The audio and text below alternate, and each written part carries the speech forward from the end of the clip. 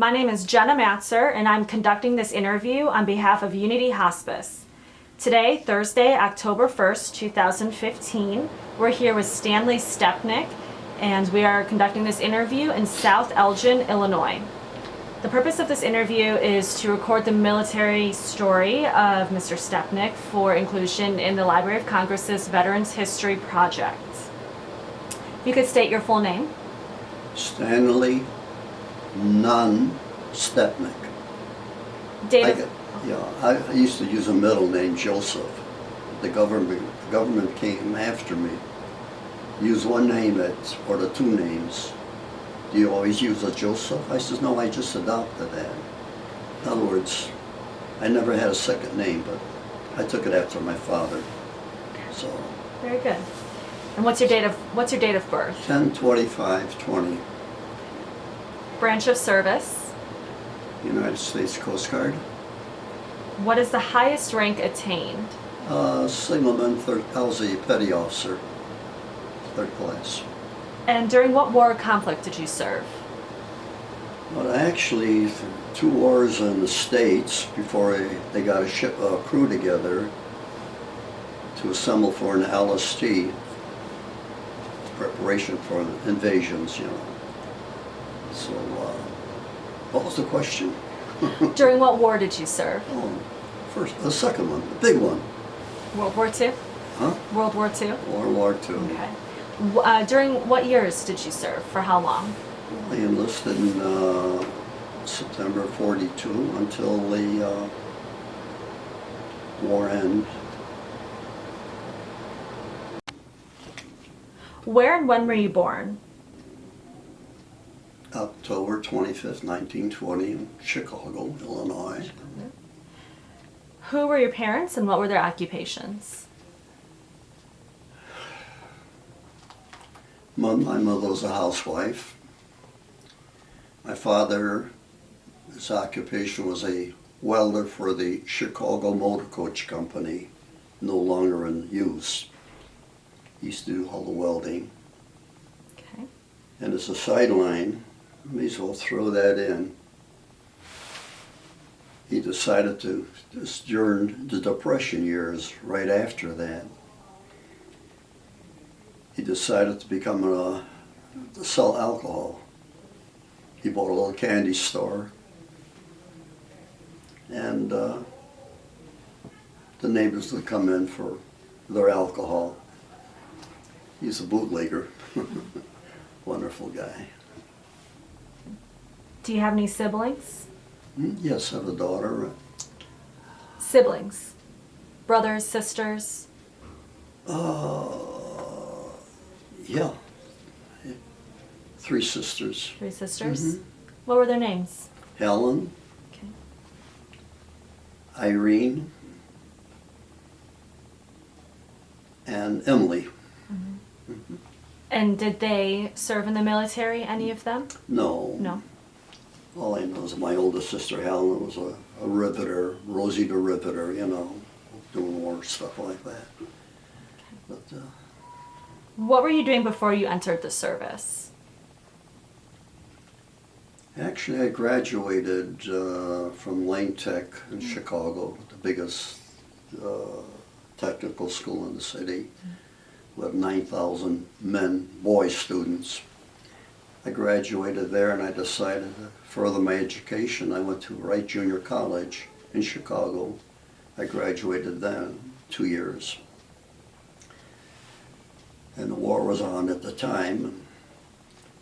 I ended up at an aviation plant, Buick Aviation plant in Chicago, making the Pratt & Whitney aircraft engines. Tremendous effort.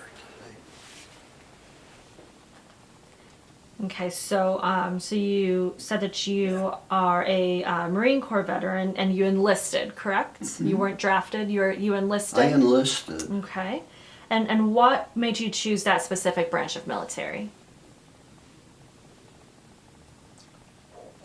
You know, this isn't going to glorify duty. I know.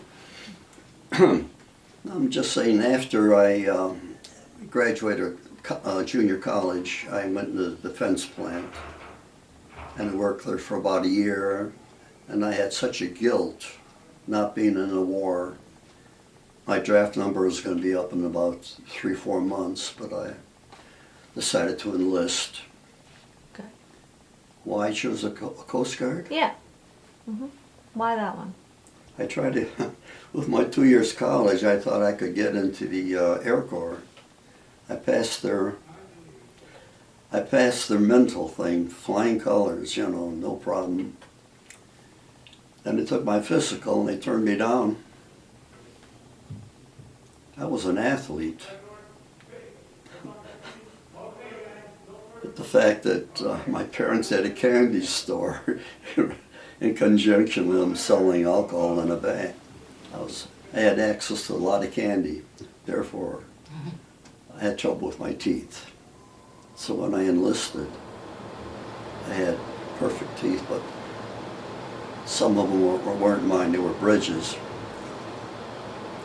And the Air Corps turned me down. Not enough permanent teeth.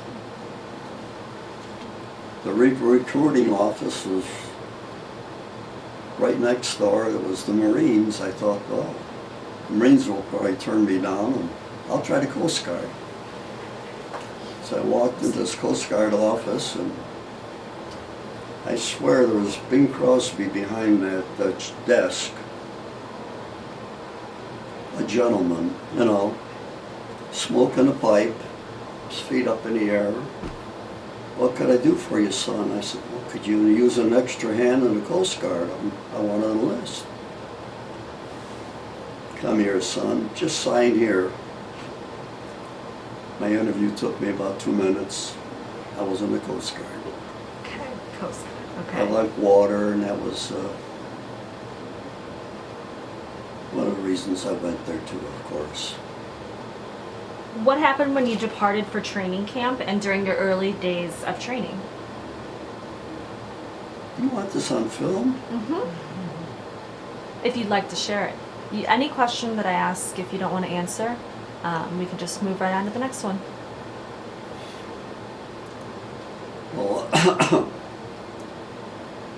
Well, after training camp, he sent me around the Great Lakes, being a Coast Guard, lifeboat station, you know. The one I ended up where I met my wife in Frankfort, Michigan. Today is manned by about 5 Coast Guard and a chief. When I got there, they had about 30-40 men, all waiting for the ships to be built, you know.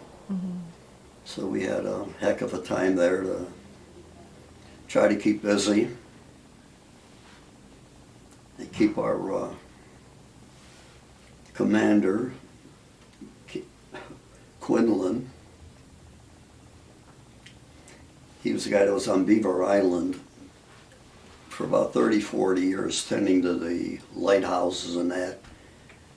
And he must have been about 75 years old. But because of the war, they enlisted him for this Coast Guard station. So here's this guy, 75 years old, trying to keep order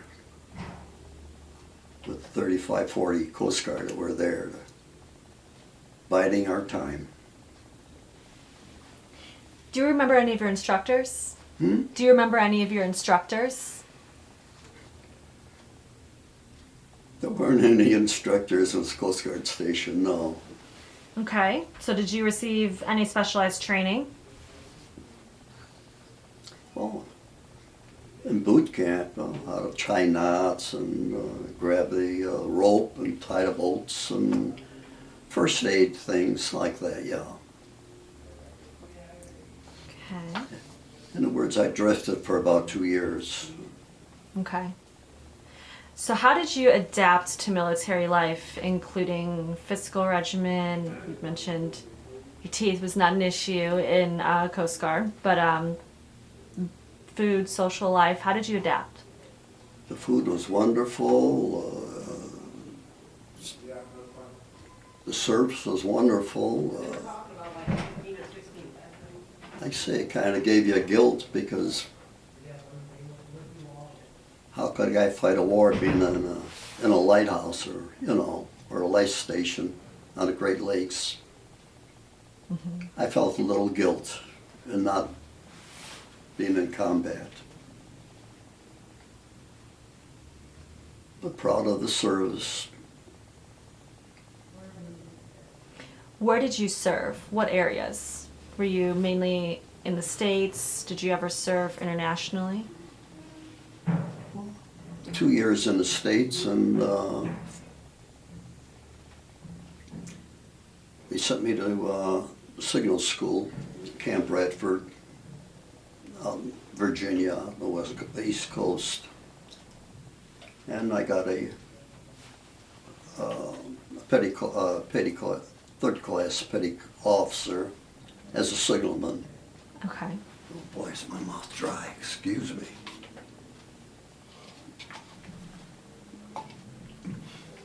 You know, we trained out east there, and we'll spend about 50 of us Coast Guard training, and 10 of them were able to get the officer classification, petty officer. Okay. So what did you have to do to earn that rank, that title? Attend school. That's it? 10 weeks, yeah. Okay. So was there any physical testing involved with that, or was it just all, what went into the classes? Just lectures. Okay. How to recognize the various planes, the German planes and that. And Okay. because I'm going to be a Coast Guard signalman, and I have to spot these things, and Mm-hmm. there's another story there. But spot which is an American plane or which is a Japanese plane. I'll be going to that later. Okay. What kind of friendships and camaraderie did you form while serving? Did you build any close friendships? Well, this is something,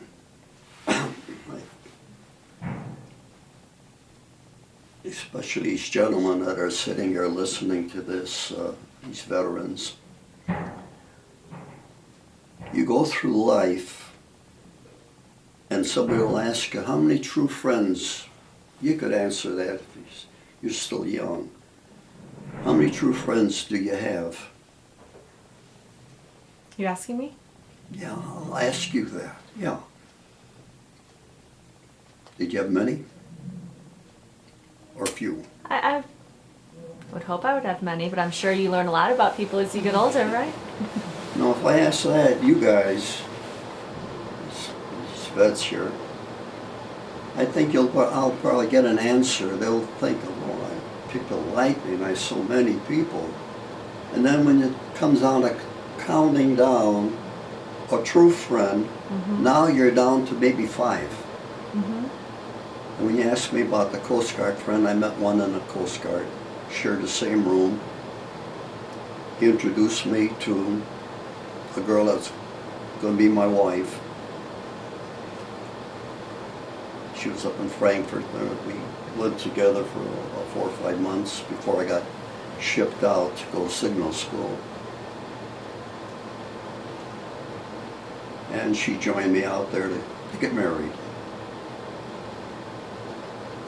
So as for true friends, throughout life, I think many people agree to this. You could count on maybe both hands the true friends you have. Mm-hmm. So the gentleman that introduced you to your wife, what was his name? Larry Caribou. Okay. And is he still around? Do you keep in touch with him No, today? we haven't. We did for a while. Okay. I don't know why that stopped. How did you stay in touch with family and friends back home? Well, I saw my wife every day when she was stationed where I was at, and she traveled the country with me. Mm-hmm. This 18-year-old kid, got married in Connecticut. We picked up our ship in Pittsburgh, the LST, That's where the ship was. We took the ship with the crew down the Mississippi River to New Orleans. And when our ship docked, there's my wife, 18-year-old kid, you know, waving. So where all in the States were you stationed? Mainly around the Great Lakes, Okay. outside of going to school. Okay. Do you recall any of the locations exactly? Or do you recall any of the locations exactly? No. 93rd Street Lighthouse, Jackson Park Lighthouse, the lifeboat station at the Chicago River. Okay. We had a little charge there, like trying to find use a grappling weapon to locate these planes that were buried or sunk off an aircraft carrier in Lake Michigan, right off Chicago. They were training the aircraft. They had a ship there that they were landing on. So many of the ships went overboard. And we had a few days of trying to find them by grappling iron.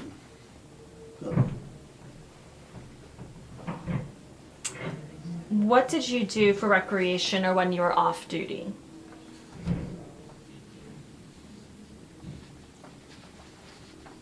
Well,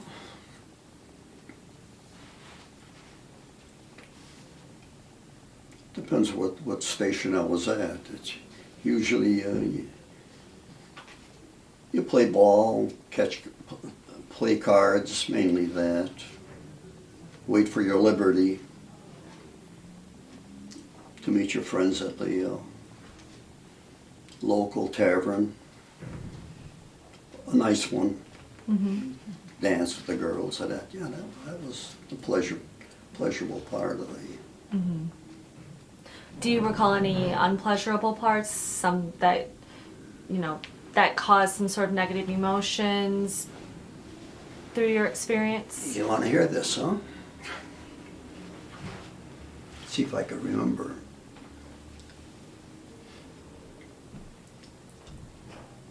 Before they sent me to school, they sent me down to Grand Haven, Michigan for gunnery. Anti-aircraft and machine guns and that. I went through that. So for about a day or so, then there was a notice from Frankfort, Michigan down to Grand Rapids or Grand Haven. They wanted me to go to school. They sent a Jeep down about 100 miles or so to pick me up at middle of the night, to bring me back to my station to be shipped out the next morning.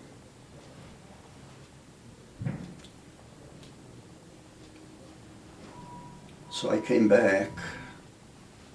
The only thing I had in mind was my wife, which we weren't married then, but my girl. I'm gonna leave her, am I gonna see her again? So about 10 o'clock at night, I go into Mr. Quinlan, he was a chief there, his office. I said, Mr. Quinlan, I said, I'm shipping out tomorrow. I'd like permission to see my fiance, you know. And he stay aboard, Stepnick. He denied me. I pleaded with him about 10 minutes because I didn't want to jump to ship. I would have gone anyway, you know. Jump the station, you might say. And he was adamant. He was afraid that something would go against his record. He wanted to retire without any misfortune, like the Coast Guard leaving the base without permission, things like that. And he was just living for the time where he could get his pension. So what happened that day, that was very good. I couldn't persuade him to let me go legally.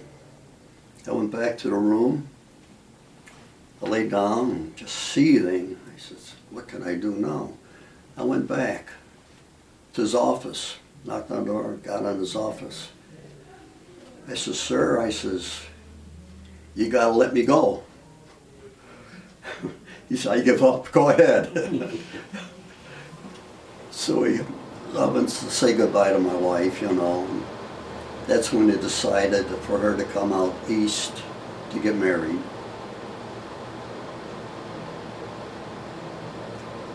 And that you said that was in Connecticut? No, that was in Frankfort, Michigan, before I went to signal school. Okay. So how long have you been One married? thing I told Quinlan, I won't forget, the first time I left the office, I took that door, was partially a glass door. I'm surprised I didn't shatter the glass. I says, Quinlan, I says, hope to God you never get your pension. And I slammed that door and it shattered, you know. After I cooled down, I went back and they gave me permission to go. You really wanted to see her, huh? Mm-hmm. I was one of his pets too. Me and my roommate, Larry Caribou, the guy I liked so much, he was a yeoman. So we were good friends with Quinlan. I'm surprised he didn't let me go off the first time without all that pleading. Could you stop that and get some coffee in my mouth? Sure. Okay, we are now resuming part 2 of Stanley Stepnick's Veterans History Project interview. Do you remember where you were when you heard that the war ended? And how did you feel when you heard? It's just unbelievable. It just couldn't happen. You're just shocked. In fact, I was listening to the Bear game on radio. That's when the announcement came in. Well, the neighbors come out, you talk to one another, and you're just shocked because you know that eventually you're going to get in, you know. You're going to volunteer or you're going to be drafted. So when the war ended, do you remember that experience when you first heard that the war ended? Never forget it. You forgot it? I will never forget it. I'll never forget it. Okay. We just came back from the what was like a vacation cruise after we left the battle area, Okinawa, which we were there for a whole month. We came back. Is that this one? Yeah.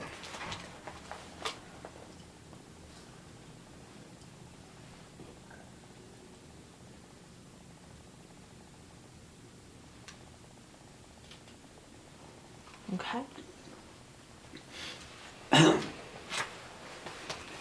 We were on, I don't know what island, we were on Saipan, one of the neighboring islands near Okinawa. We discharged some equipment, trying to be active.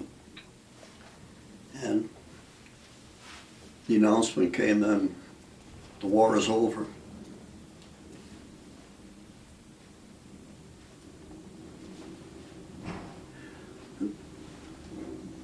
I think I was in Okinawa then, yeah. One of the islands of the Okinawa, yeah. And all of a sudden, the skies lit up with tens and thousands of missiles, of flares, and the entire fleet was there, you might say. And everybody's so elated, they're shooting their guns into the air for about 15 minutes until the notice came, ceasefire, you know. I don't think the war was over yet officially, but that was a night to see. It was something like Navy Pier, the fireworks, just tremendous. So we knew the war was over. About a week or so later, I got called into the captain's office. I had enough points, since I was in there for over 3 years, to get off the ship at the island I was at.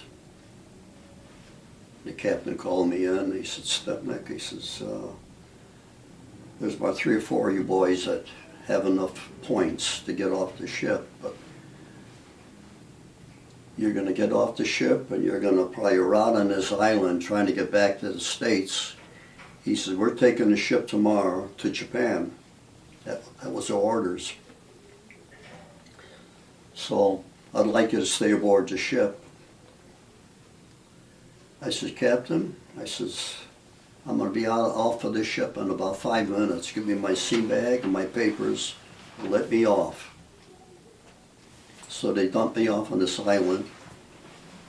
That might have been Saipan. Closed in the sea bag, got my papers, got off on this island, and thinking I would probably rot there, you know. Very next day I got orders to go on to Shamrock Bay. It was an aircraft convertible ship heading for the States. Ended up in San Francisco. And after that, 2 or 3 day train trip to go to St. Louis, Missouri to get my final discharge. And is that where you got these discharge papers? Yeah, uh-huh. Now I'm a civilian. So, showing the discharge papers here that you received in St. Louis, Missouri. Hmm? Got your discharge papers, and not how much money they gave me. Might have been $100 cash or something to live on, you know.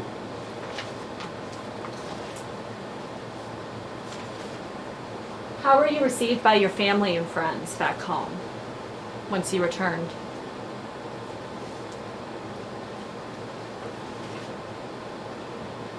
Pa never said much. Mother, I was her sonny boy. Well, all the neighbors were proud of us. We lived in Chicago and on Humboldt Park for all those years. And they accepted us. Went back to normal the very next day, wondering how you could get a job. So you readjusted to civilian life pretty easily? Oh yeah. Okay. I was a married man then too, you know. What have you done since separating from the military? What did you do for a living after that?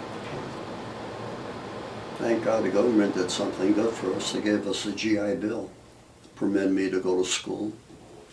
So I went to University of Illinois and became a pharmacist. Worked for someone and ended up with my own pharmacy for about 15 years. Then I worked for a hospital another 15 years, so mainly pharmacy. Okay. Are you a member of any veterans organizations? Yeah, local post. It's in our neighborhood. Okay. How did your wartime experiences affect your life?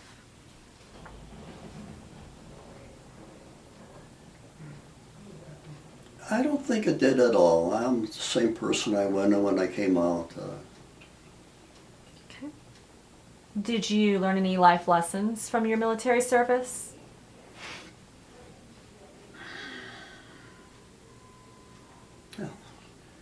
You obey what you're told to do, and you do the best job you can.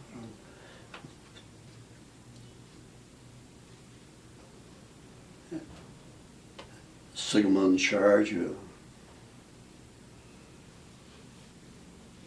try to be fair with the people that are going to relieve you, and just some.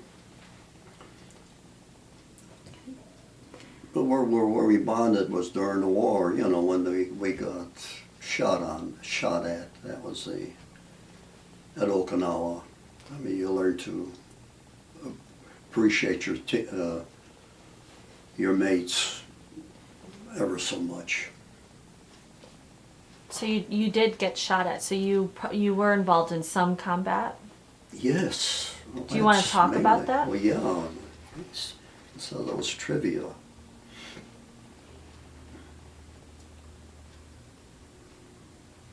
Well, we took our ship down the Mississippi, around San Diego, and down into Oakland, California. went there in a convoy. Ours was the Alice 830. We were scheduled to go to Iwo Jima.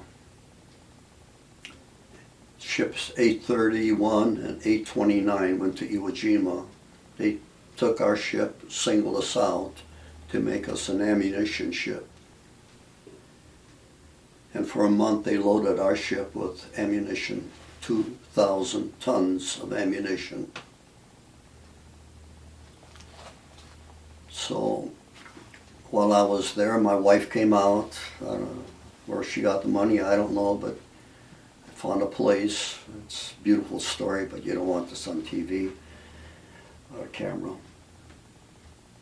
So I spent a whole year of liberty every night until we got the sailing message to go out, take the ship out.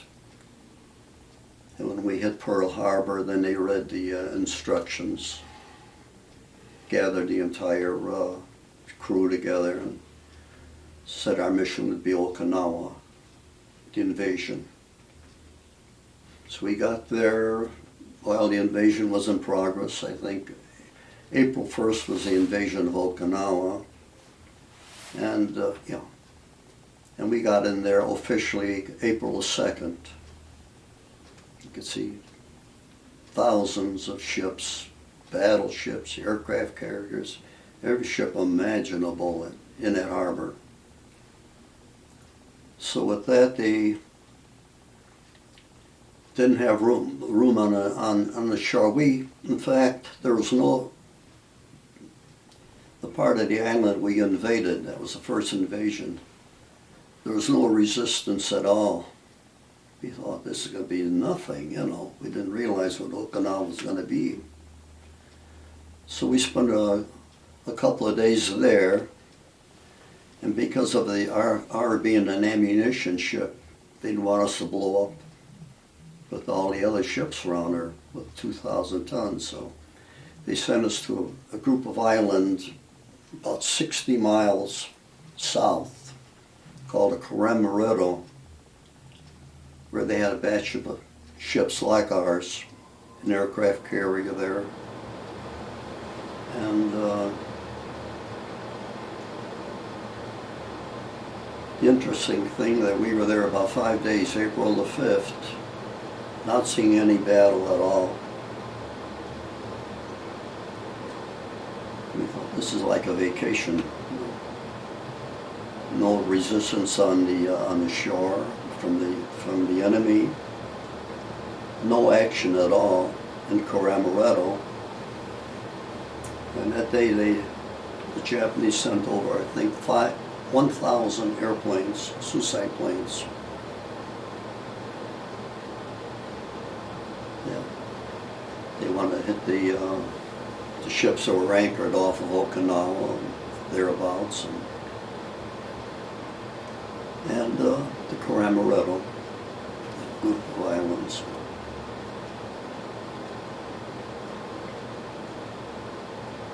So I just had merely one experience that was just frightening. We were by ourselves, right off the island, and in the distance I could see two planes just skimming the water. And I could see a big merchant ship they were heading toward the merchant ship. And the merchant ship opens up with a 5-incher. And you could see that all these shells are short. It was not just slow motion. You could see the planes diving into that ship and blowing it up.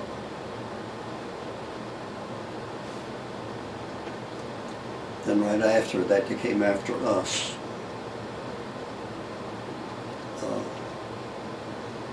About 100 yards from us, another LSD went up in smoke. They bombed it. And we had one really scare.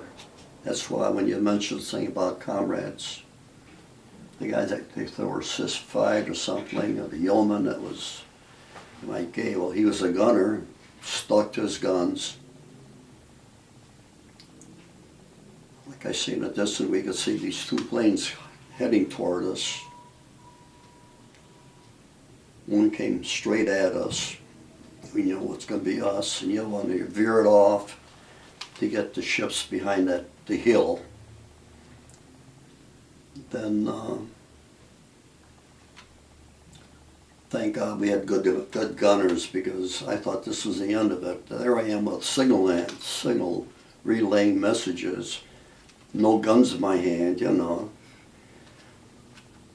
Kind of ducked into your helmet and protect yourself, because if it was going to hit, it was going to hit the quartermasters where we were at, you know, the main place. So it came at us, and we just let go all of our guns. 50 calimeter, can't talk. And some bigger guns, and we just pounded that plane coming at us. And we were able to change its course. He veered off right over our ship, crashed into another one right next to us. So everything is burning. And about the most important thing I ever received was beyond the hills where the command post was, and it's flashing signals at us. So I, as a signalman, wrote it down, and all they said was head south, lie to, get out of there, lie to, hug all those hills and mountains we had there. We were on our own.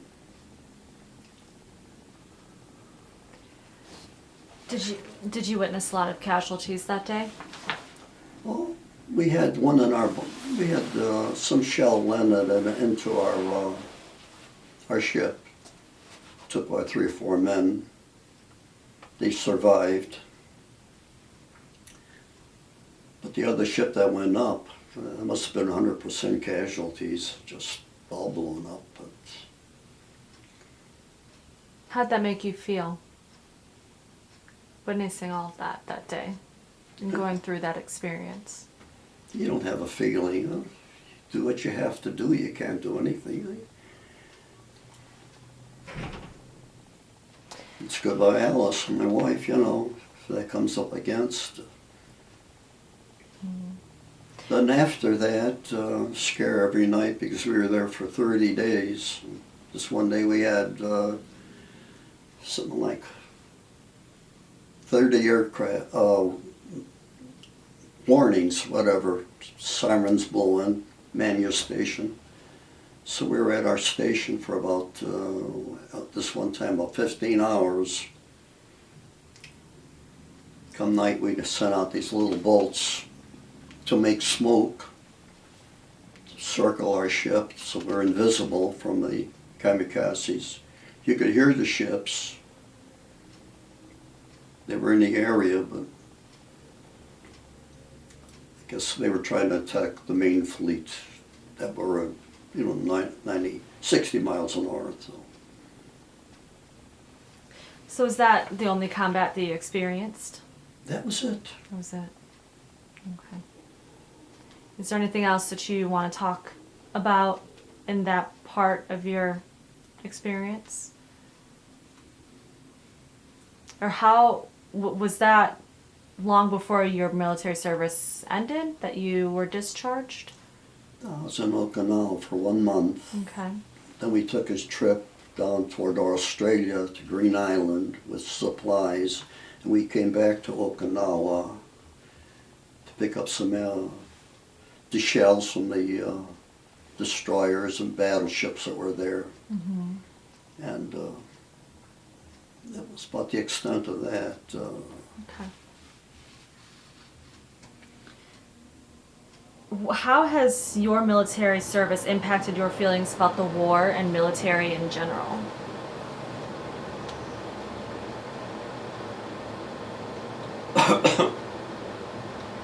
You just hope that our leaders make the right choices, unlike other wars.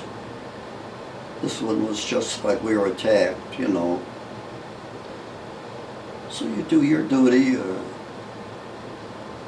you know, you're fighting for your parents and your loved ones, you know. Everybody does that, they enlist. What messages would you like to leave for future generations?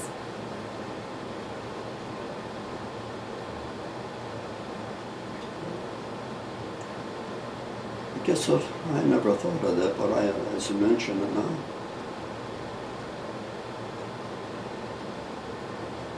Value your vote. If you're going to vote for the right people. Don't vote for the party. Vote for a party that's going to help our country, you know. Vote for some senators who want to do some bombing now. Today they're trying to think of invading, you know, helping the Russians with bombing and mixed thoughts. Vote for the right people. Proud of our country. Proud of what happened during those years, with the big one. How they treated us, like the Vietnam War. They treated them badly there, we know, but you couldn't do enough for the servicemen that were around. If you need a ride, hitchhike a ride, people more than happy to pick you up, give you tickets, go to USO.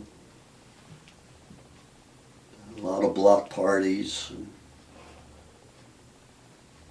everybody had block parties and gift packages, and they were proud of us fighting a war, you know.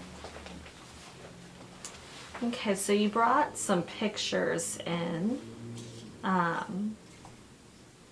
Can you name this shipmate? Well, that's just with one you? of our shipmates. And this was at one of After your the war reunions? was over, it's kind of funny. After the war was over, they had reunions, and apparently I missed out on a reunion. One day after about 3 or 4 reunions, my wife gets a phone call from one of the boys, and Stanley Stepnick there? She says, yeah, my husband. You mean he's alive? Holy S-H-I-T, said, you know, can I talk to him? So we talked to each other, and I went to the next 2 or 3 reunions. Have you got time for Captain Wheeler's story? Absolutely.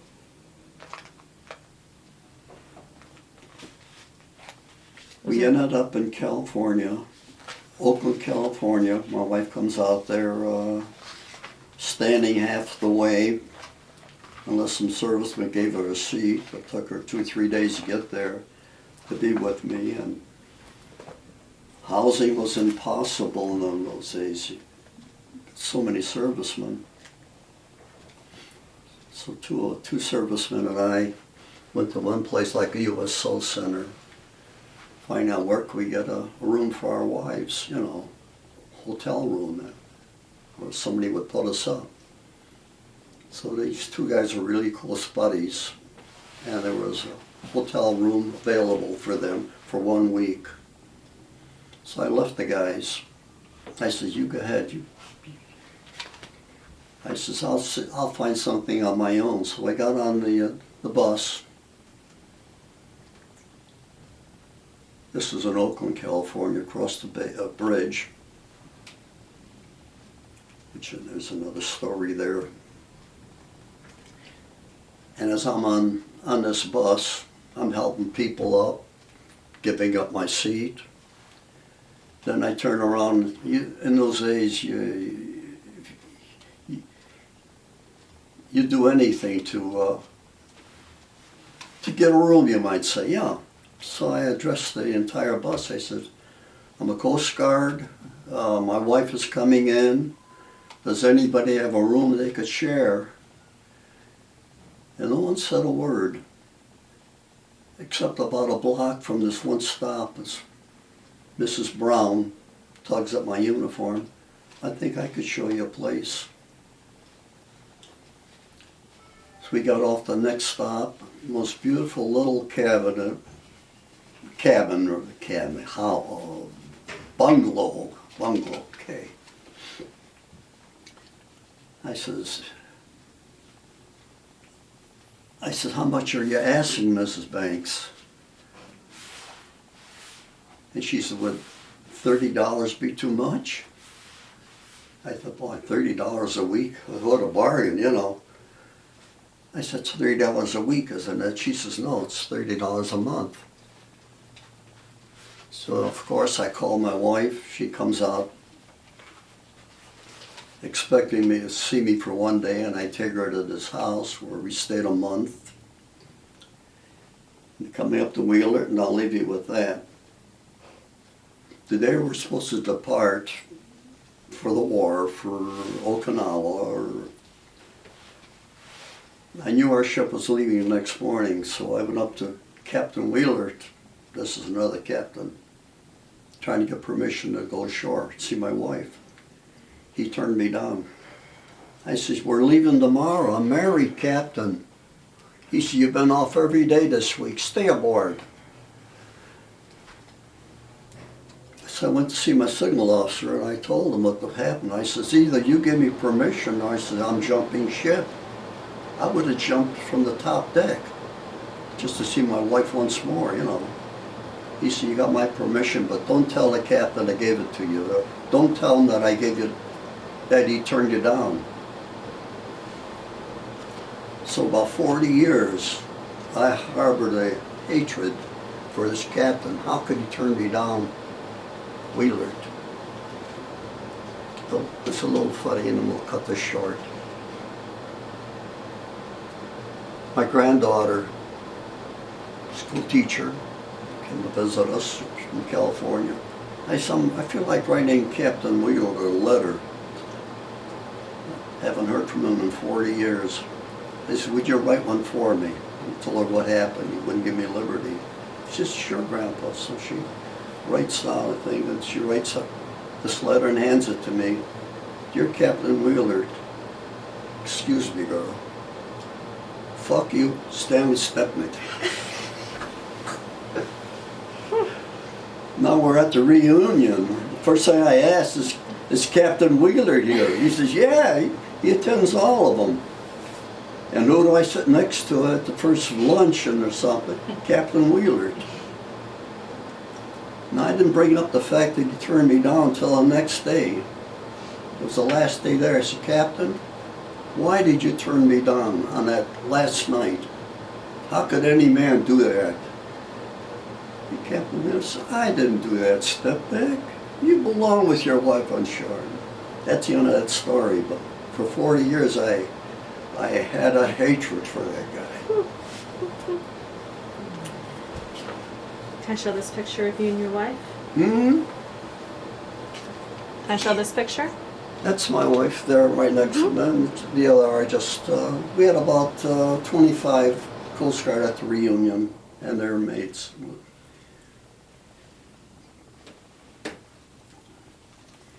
We went to about 3 reunions. That's my wife. We went to about 3 reunions, and it was starting to dwindle. And this one year, last year, they decided to call me. Maybe we'll do something next year. There's not enough people here for this reunion. So, I went to reunion, except one guy from out east. Comes all the way to Branson, just for memory's sake. He's trying to be with his Coast Guard in thought only. He showed up at the reunion, the only guy. What were you going to say? Oh. Is there anything else that we haven't gone over in this interview that you would like to touch base on? About your military service, your reunions, life after military?